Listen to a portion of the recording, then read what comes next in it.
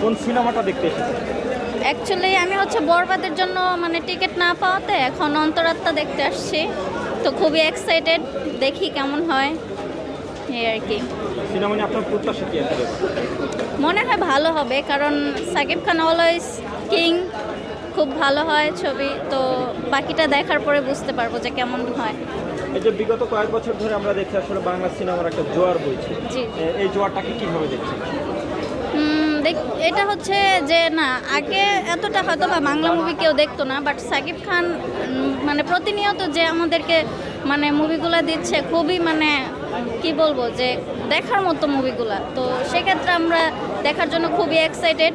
তো আগে থেকেই আমরা যে কবে আসবে অপেক্ষায় থাকি, যে সাকিব খানের মুভি মানেই তো জোস, তো সেক্ষেত্রে আমরা অপেক্ষায় থাকি যে সাকিব খানের মুভি কখন মানে ছাড়বে, তো আমরা দেখার জন্য খুবই আগ্রহ নিয়ে থাকি আর কি।